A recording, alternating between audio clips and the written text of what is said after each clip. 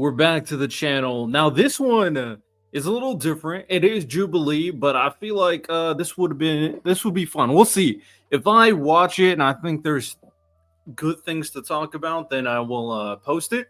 If not, then you guys won't get it. So we will see how everything plays out.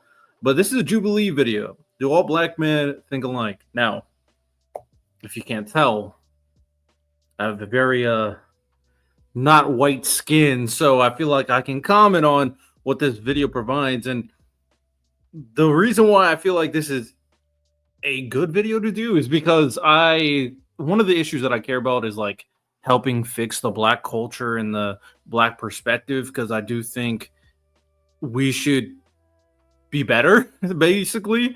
But let's dive into it.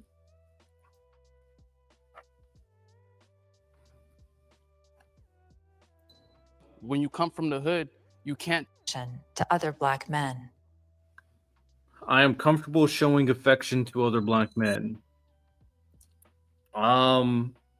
Agree, disagree. If I was in this video, I probably would put comfortable. I guess it depends on what you mean by affectionate. All right. Let me not do all that do all the extra stuff. I probably would be like slightly agree, mainly because I'm not really an affectionate person in general, so that has nothing to do with like how I was raised, but I also wasn't really raised to be affectionate at the same time. So yeah, probably slightly agree. It is actually kind of I'm trying to think, like, I dap up my boys, hug my boys, but sometimes like I had a recent like situation with some of my boys, and they're black men. And I was like, you know what? There's certain things that you probably should say. So honestly, probably slightly disagree. Now that I'm thinking about it, I'm probably not good at it. Somewhat disagree. When you come from the hood, you can't tell another black man what's up, or you can't. That head nod is beef. So like giving a head nod to another black man could start beef, could start something that could go automatically left. It's imperative that we, the new generation, the young generation, we embrace one another, because we as black men, we identify with the trauma that we've all encountered through our lives. And sadly, we're our biggest enemies. So yeah, I strongly agree. We should show each other affection. I actually disagree.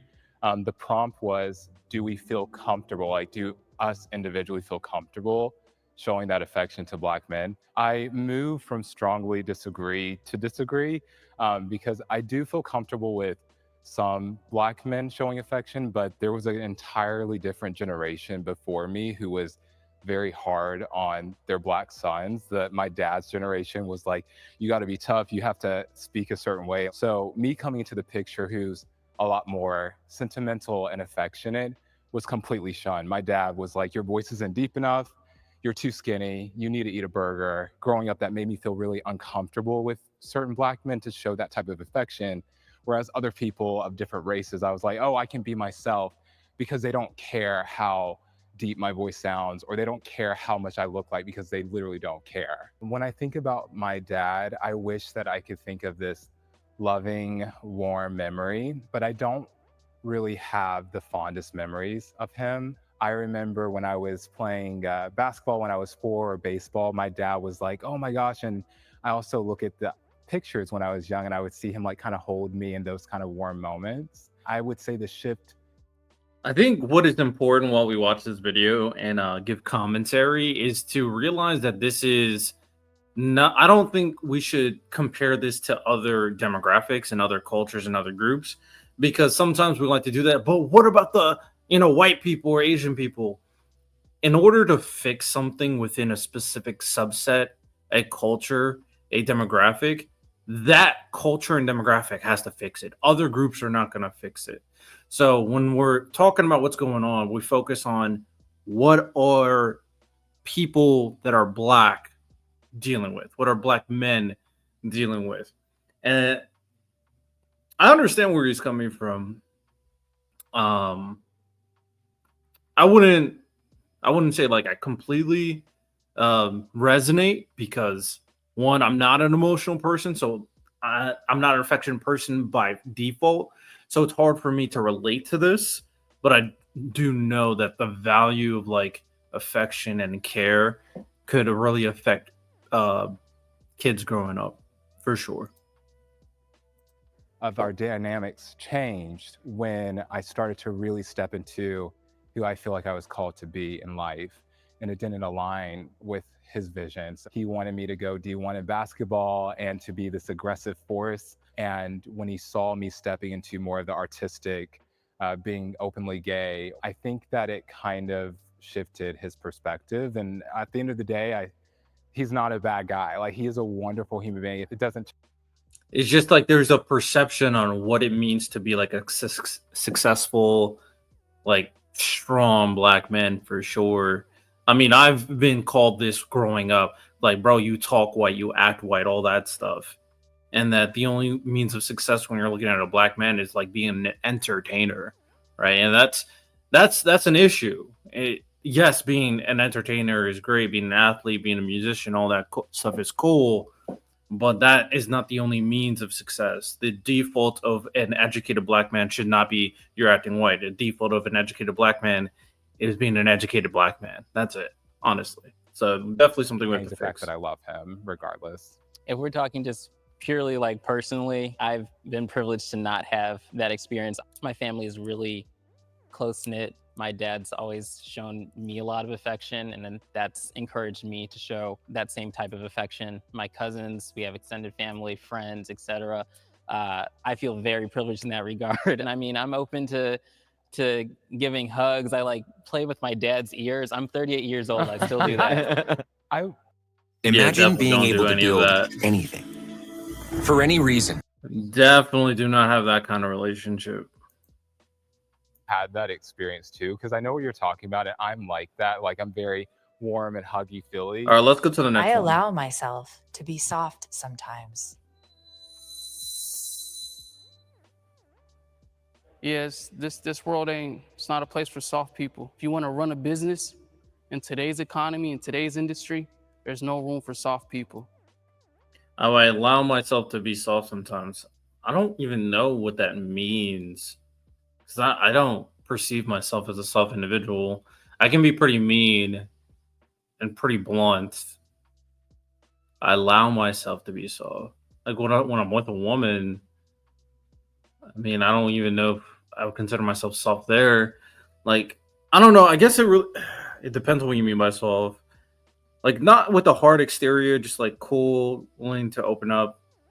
I don't know, maybe. I probably would put disagree for this one.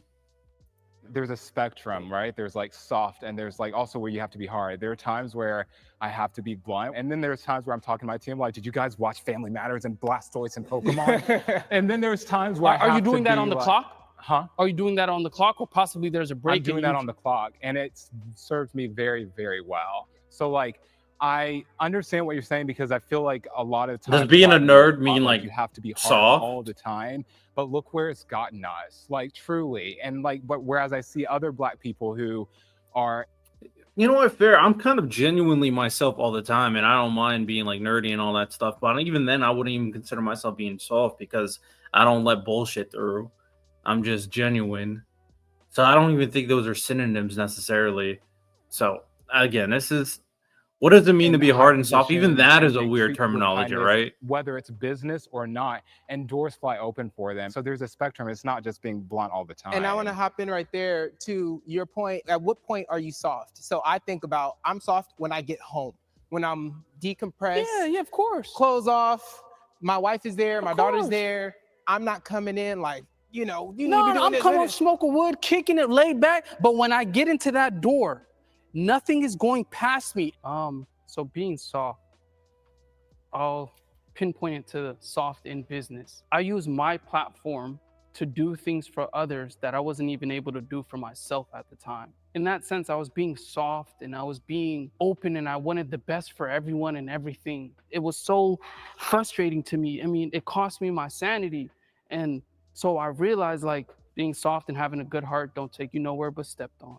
I just want to say, like, I agree with both of them, but speaking personally for myself, like, that's why I'm at somewhat agree. Like, I'm coming out of there where, I strongly disagree to be soft, and now I'm like learning how to be soft, how to open up, when to be hard, when not to be, you know what I'm saying? So really learning myself and who I am from within, like what I stand for, what I believe in. And that's pretty much the foundation. And then I kind of like go off of that to like, open my wings and stuff. I think this plays into the aspect that you have to kind of be a certain type of individual to be accepted into like the Black community, right? Um, like being hard and soft and the need to be there and maybe you be looked at some type of way. To be fair, I think there is something to that. If we're kind of correlating, like a good example is Caleb Williams, right? He was seen as feminine and all that stuff, and people like kind of disowned him and said that he wasn't really being Black. So that can be toxic for sure.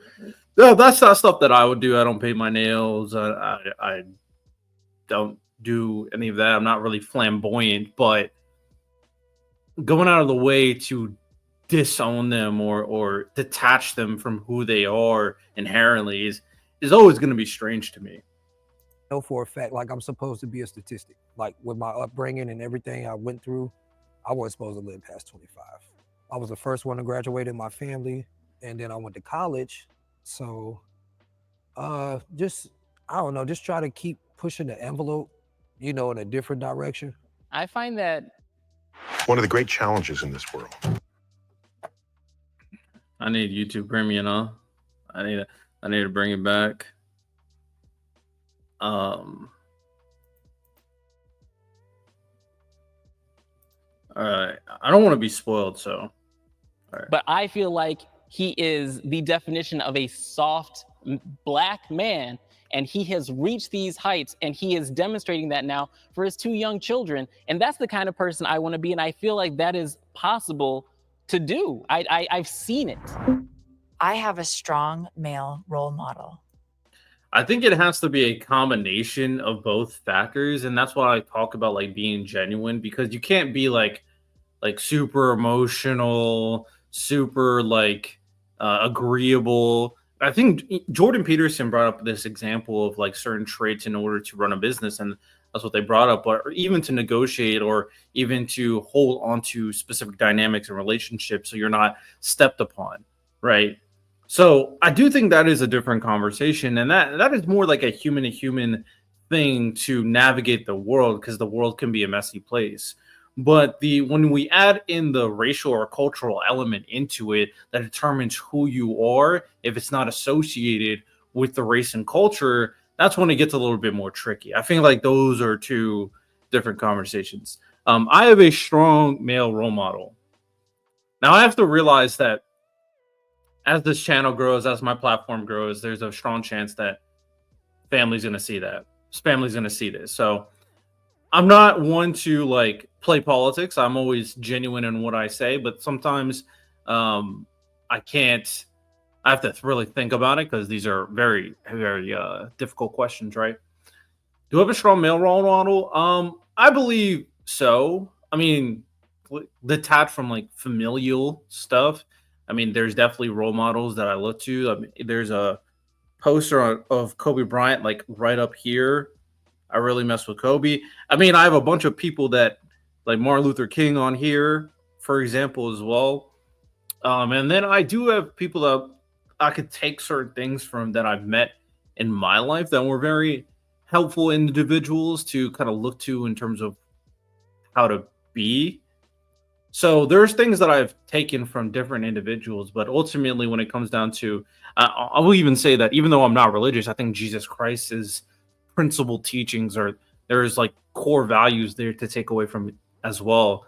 But I don't think there's one individual in my life that I go like, I want to be him. And I think that's more so something that is akin to me.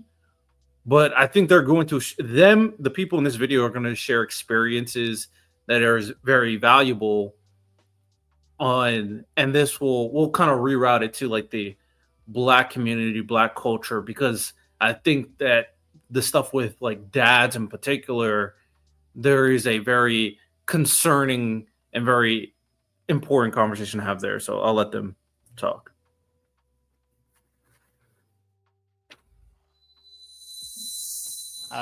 I'll start out. Yeah, I definitely do. My dad is an incredible role model. This is like one of the great privileges of my life. I was adopted into a upper middle class family. My dad is one of the like top urologists I probably in the put somewhat country. agree. Oh wow. And he's like focused on, thank you, thank him. He's focused on prostate cancer, specifically in Black men. An incredible role model. I aspire to be as great as him one day. So My dad, I feel like for me, he's so like inspirational that I also kind of feel like I'm not letting him down, but just like I got big shoes to fill because like he just got his PhD last week and we flew out to Georgia for that. Like he's taking care of me in all aspects. So like I can't ask for more, to be honest. So I got my dad. I'm totally shocked that I'm actually really happy that I'm the only one over here, unfortunately. I resonate with so much what you said. I was a child prodigy in basketball. I got a college tennis scholarship and hit up against Taylor Townsend, Donald Young. I have played classical music, I'm learning Italian, and I work for a great company. But the goalpost was always moved. That relationship with my dad and hearing those things, or going to basketball tournaments and winning and being like, well, you didn't score enough for the team. Dad, we won. Like, I scored the most points. I got the most rebounds. The goalpost was always moved. And he was a D1 football player and he did really well in life. But being the son of an athlete who also gives you the same name, the bar is a bit higher sometimes. I would say I agree, because much like you guys, my parents just worked hard, and I turned 26 this year, and this is the first year my father told me, I love you. I come from Ethiopia, right? Specifically, it's called Badia. And the Badia, the people of the Badia, they're so indoctrinated into their beliefs. Masculinity is something that's a part of their DNA. They don't put sugar in their coffee because it's too feminine.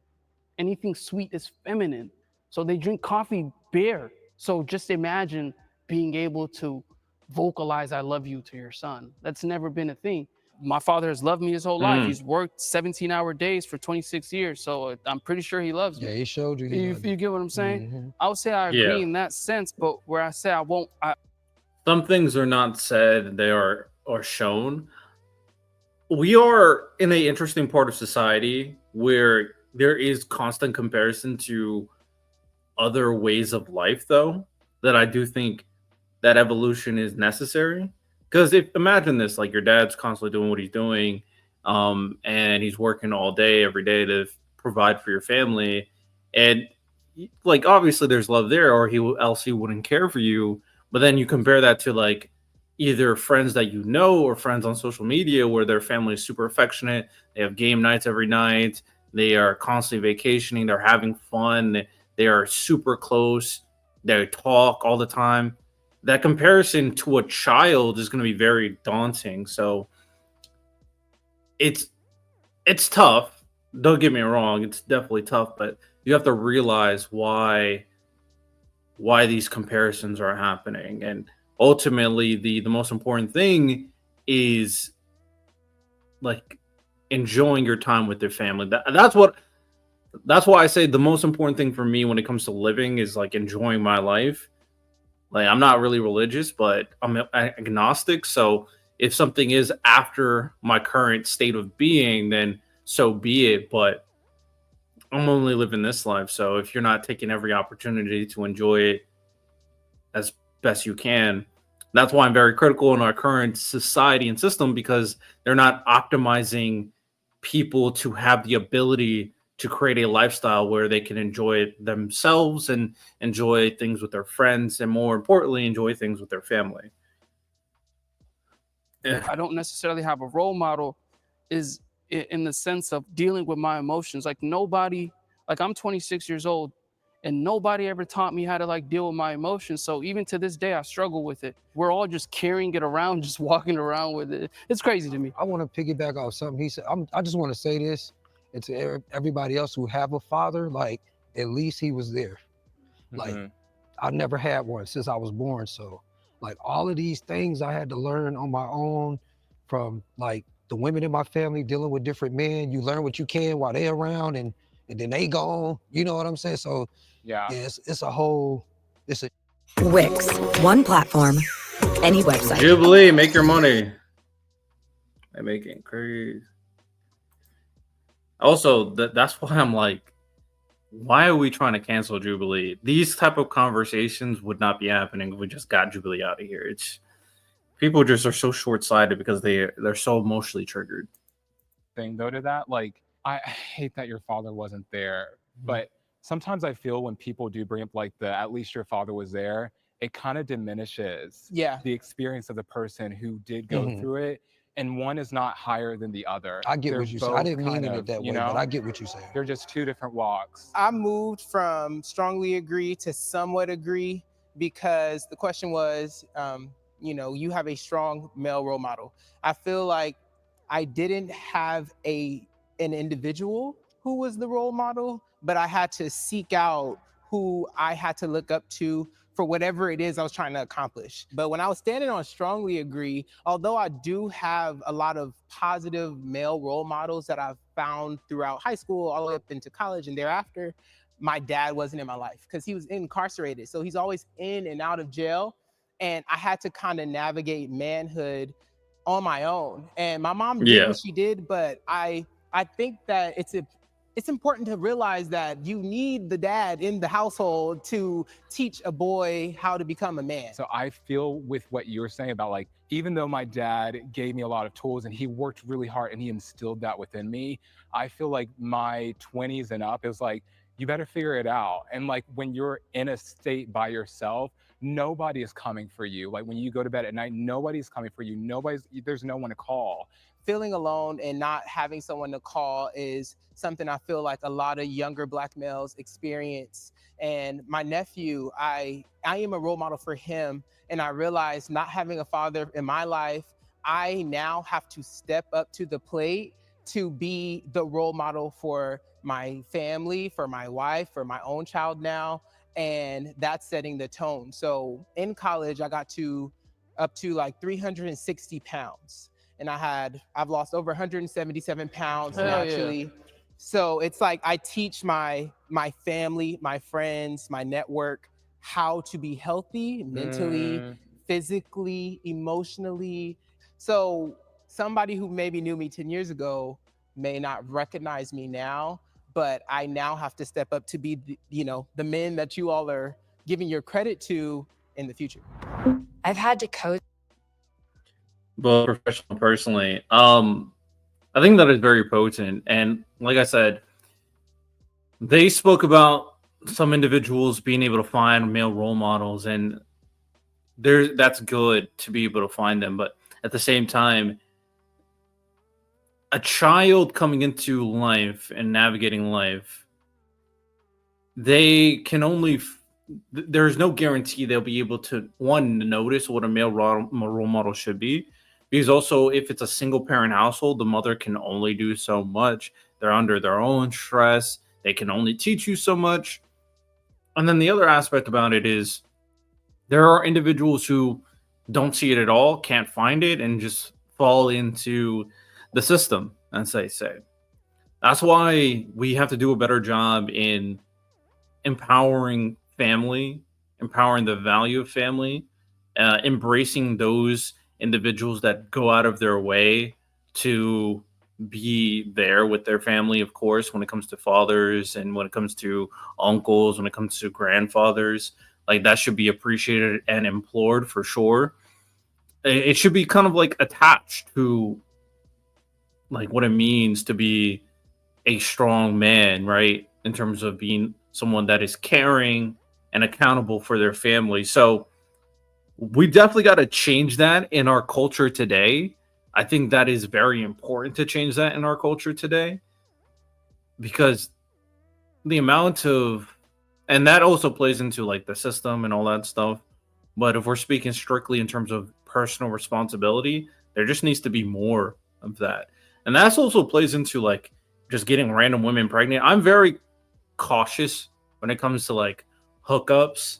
I'm becoming an old man, and obviously eventually got to start a family and stuff. But you know, I got a lot of work I know I have to do, and I know if I hook someone up, that's going to take a lot of time. But if I did have a kid, they have to be my priority, and there needs to be that recognition that you can't. These type of actions have consequences, and the most important thing is to be a father. I'm gonna be very, very blunt. The most important thing is to be a father at that point.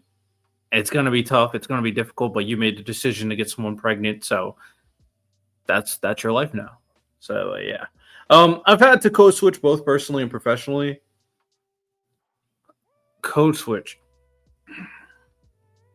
Now I do adapt my personality based on the environment, kind of subconsciously. Like when I'm around my family, I'm acting one way. When I'm around friends, like when I'm around like my sports friends, I act one way. My childhood friends, when I act around like a bunch of black friends, act one way. But I still feel like all those versions are my own, so I don't feel like I'm forcing myself to change. But I wouldn't say that was me the entire time, because even like when I'm in the military, I'm one way. Basically, ever since I would say around 24-ish, when I was like 24, 23, 25, around that range, I became very confident in my own capabilities, which could be a good and bad thing. So I have no problem being very genuinely myself in every situation.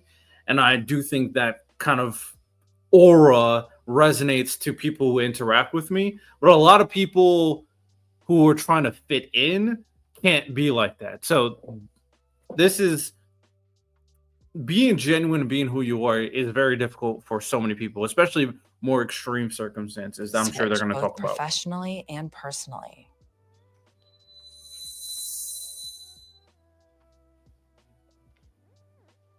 I've had to code switch professionally and personally. When I say personally, I think about situations maybe where I've interacted with police or authorities, and I wanted to present as an upstanding citizen of society, you know, as I'm sure we all have had to experience. And then professionally, I think it's important to identify and recognize yourself as submitting the best work possible and being the best version of yourself possible. So when I do step in a professional space or I am at work, I'm very mindful of how I present. And a lot of times when we have to navigate institutionalized oppression, how we dress. If I'm a white male, I come into a job interview in blue jeans and a white t-shirt, I still may be considered for the job.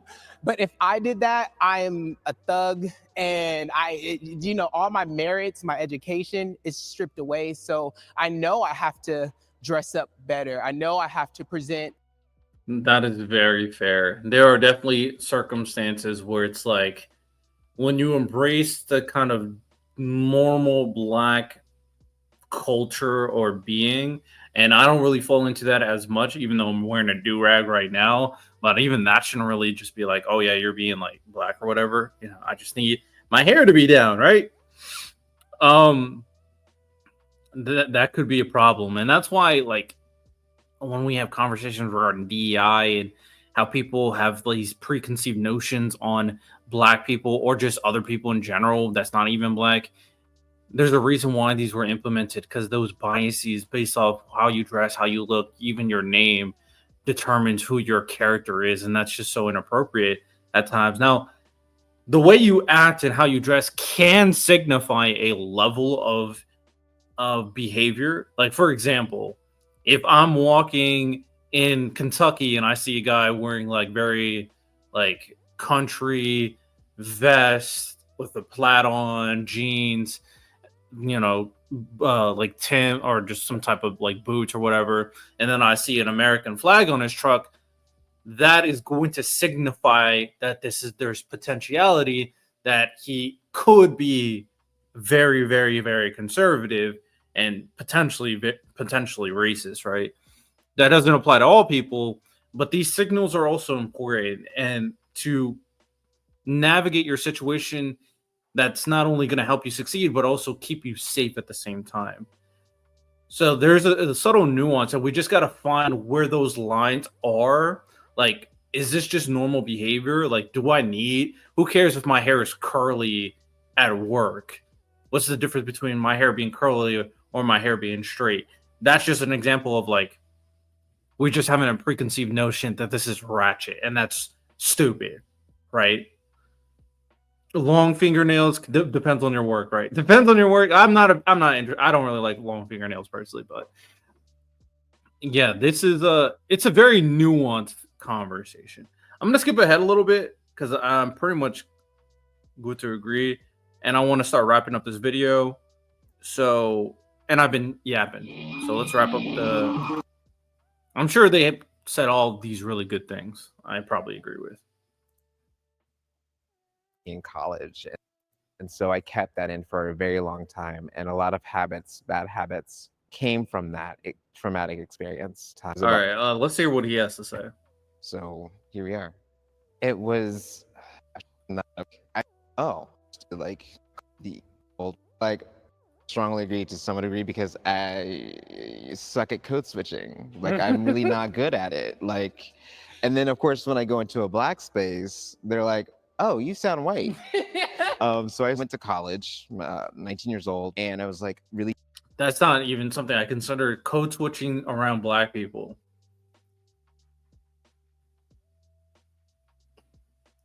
That is another part. Not only in a professional like environment. I don't want to say white environment because I hate the idea that it's just every like good business or whatever is just white. I hate that. But a black environment, code switching, that's interesting. I didn't touch upon that. That's interesting. I never struggled with that because I fit into these places pretty well. And if I don't like, if I think you're doing too much, I'm just gonna leave and not give a fuck. But yeah, I'm allow him to share his experience. Super excited, actually in that college they give you your roommate's information before you actually meet. So I called him on the phone and I was like, "Hey, I'm your new roommate, Justin. I'm super excited to like meet you and be roomies and it'll be great." When I got to college, I got there first and then he came into the door and he stopped and he said, "Oh." I'm like, "Yeah, I'm Justin." "Oh, what?" Oh no. He's like, "I thought you were white." And that ended that friendship because after that I found out that like he wasn't quite the person that he said he was, and I also identified as LGBTQ openly, and he let people into my room to gay bash me. So here we are. It was disempowering. It was very scary. I've never been in that position before. Like, it was so intense that I needed help after that. But the thing is, of course, who I was kind of living with wasn't really pro LGBTQ at the time. So I didn't feel like I could be comfortable with telling any of my relatives about what exactly happened to me in college. And so I kept that in for a very long time. And a lot of bad habits, came from that traumatic experience. And, I've dealt with them through therapy, thank goodness. And, I excelled. So, yeah. Someone in my life had the talk with me about the police. Oh my gosh. Nah, let me start that off, please. Someone had to talk with me about the police. Me, never. I've never had to talk with the police. To be fair, though, well, I've had talk around like drugs a little bit, but I don't even remember what that conversation was about. I grew up differently than most black people, so I don't really relate to a lot of the thing or some of the things that is said about like black culture growing up, because I grew up in Hawaii, so I am Jamaican and I'm Samoan, so I'm an islander basically. So I grew up that way, grew up in military housing too, and never really had these issues because I went from Hawaii to Connecticut. A lot of these more, if I grew up in like the South or the like Midwest, these are probably completely different scenarios. But I grew up around islanders, and then I grew up in like a pretty liberal area in Connecticut, right? So I never had to deal with this. And then when I was kind of aware though, like I'm a smart guy. I'm very cognizant on like information and how things are. And then I went to Iowa for college, and then but I went to a liberal arts school. So again, I didn't really have to deal with it, but being in the military, going to that school, learning more about the world as I dive into politics and stuff. I mean, I already knew this. Obviously, I was very aware of what's going on with BLM and the nuances. It allows me to look at it with a relatability, but have an outside perspective, so I can kind of be neutral in these situations. And there's so much to the black people stereotype that can happen. There's so much into cop having preconceived notions about black people, but there are sometimes that those notions can be correct, and there could be dangerous people. And then there are other times where they are not doing things in the best interest of the black community, but their own self-interest. Like, there's so much nuance, and that's why we got to fix this kind of cycle and do a much better job in police training, police understanding, increase their perspective and their cultural understanding as well. And then another thing is like fix black culture in the sense that like these places do have individuals that are violent and doing criminal activity. Some, they feel like they have to because of the gang culture, or potentially they don't have a lot of resources though, so they want to get this stuff. There's so much into that conversation, but I never had the talk, so let's listen to. So this conversation is it's so important, right? Because naturally, if you're a fan of hip hop, it's the police, the pigs. Now you're 16 years old, you have a permit. Your favorite rapper been saying the police, so now you get pulled over and you're dealing with the police officer for the first time. And this police officer has dealt with trauma. There's an officer who passed away last week at a traffic stop, so he's very tense. And now you're saying the police, you don't know how to deal with them. I'm not answering no questions. Can you get out the car? No, I'm not getting out of the car. You got to I've seen so many of these videos, and the reason why I was so quick to jump on this, because so many of our black mothers are in pain right now, will never recover because their children are dead because they didn't know how to handle themselves with police officers. And so it is important that we, as the older generation, we tell these young black men, regardless of how you feel about law enforcement, shut the f up and do as they tell you. So we, as the adults, we can do what we need to do with litigation. We could do that. But if you die, we can't replace you. We can't go to the law. There's no lawsuit that's going to pay for that. So yes, we have to teach the younger generation, please conduct yourself properly with these police officers. Make it home to your mother who works hard for you to provide for you. So I would just want to add on to what you said, and I agree wholeheartedly. And my father, who grew up civil rights movement, Alabama, he had to sit down with me and my brother and had a just applaud. You could feel the energy, you can feel the passion in that. And I mean, I agree, because at the end of the day, the most valuable thing in these scenarios is human life. Not your feeling about the cops, not your emotional state. If you're dead, then there's nothing else we could do about it. So in these situations, listen to what they got to say. Get a dash cam. Maybe have your phone out so you can have that evidence as well.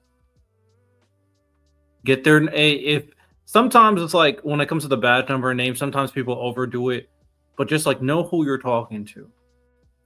I've only encountered a cop one time in like when I was driving. I was speeding a little bit with my brother in the car. He gave me a warning. He was very empathetic to my situation because I didn't want a ticket, right? So I just listened, was kind, was respectful, and didn't have to deal with anything stressful. Now, some situations are not always like that. A cop may have an ulterior motive. A cop may have a preconceived notion. A cop might see you and go like, you match a suspect. Those situations may happen. But the safest response is listening, doing what you're told. And then if this was unwarranted, if this was discrimination, handle it afterwards. 100%. real serious talk about, okay, so if you get pulled over by the police, yes, sir, no, sir, yes, ma'am, no, ma'am, take your ID and your insurance out already. Yep. And have it ready. Do not necessarily stare them in the eye, but but actually just make sure that they know that you're paying Make attention their to job them. as easy as possible. Right? And make it as easy as possible for them so you can just keep it moving. That's what he taught me. And I have a black son. And one time he decides to go into a supermarket and take his backpack with him. I got a call. We have your son. He's been detained. Please come down and get him. When I got him, I had to say to you, listen, when you go into a store, you are not to carry a backpack with you. And he was like, why not? I said, because you're a black man. They are already looking at you when you walk in the store. And why would you have that backpack with you anyway? And of course, I was questioning him, and he's like, nothing. I'm like, okay, we're gonna talk about this when we get home. No, I think you made a great point. It's important for us to try to identify all these preconditioned steps before you even get in the car. Growing up in Watts, you of course know about police, you know what to say, what to do, where to go. But at the same time, when I started driving as a teenager, I didn't have the opportunity to have this in-depth talk with my mom. My dad's not in the home. So I didn't have a conversation about what it meant to be a black teenager driving in the San Fernando Valley. I kept getting pulled over. Did I ever get a ticket? No. But it would be a series of like questions, and I'll be interrogated. And where are you going? What school do you go to? Oh, okay. And then they would fill me out and I would be let go. But that kept happening to me. And I didn't want to tell my mom because I thought I was doing something wrong. So I talked to my Hispanic friends in my class, my Latinx community, and I would ask them, like, are you getting pulled over? And they're like, no, I've never been pulled over. And I'm like, so it's just me. And then it's like these light bulbs that are clicking, and it's very scary to be alone by yourself, heart racing, handing over your ID and insurance, and it shouldn't be that. But I will teach my children. Ohio drivers, do not pay your auto insurance bill until you. Yeah, it is unfortunate. Sometimes the cop will be cool, sometimes the cop won't be. It's a similar situation like if I'm in a certain part of America and there's people that have red flags all around me, my reaction there is not, oh yeah, let me call them all out, let me affront them, tell them they're all wrong, tell them they're bigots and all that. No, just put my head down and leave. It's to give a reverse scenario. It's like certain parts of America, a white dude goes into a black neighborhood and there's a bunch of black dudes over there, and then he approaches him, he has some nice stuff on, and then they're like talking, they're like saying stuff to him, and what are you going to talk back and say something crazy? No, you put your head down, let it be. Actually, I have a perfect example of a real life scenario. There's a situation when I was with my girl back in Virginia. We went to the gas station, went to go get some stuff to have, a good night. You feel me? Yeah. Have a good night. And there was a guys inside the car, and they were hauling at my girl. Now, I could have said something ignorant back. It could have escalated the situation, but I didn't. I ignored it, kept my mouth shut, went, bought what I bought. We got back in the car, and we left. There's like 4 of these dudes. Am I going to risk getting into a fight because of them being ignorant? It's not worth it. They have nothing to lose. You have everything to lose. So it's always being aware of circumstance. That's all I'm going to do for today. If you guys want to watch the full Jubilee video, feel free. I thought it was a really good conversation to talk about Black culture and what it means to be a Black man. Hope you guys enjoyed. Like and subscribe. You have a good one. Take care. Peace.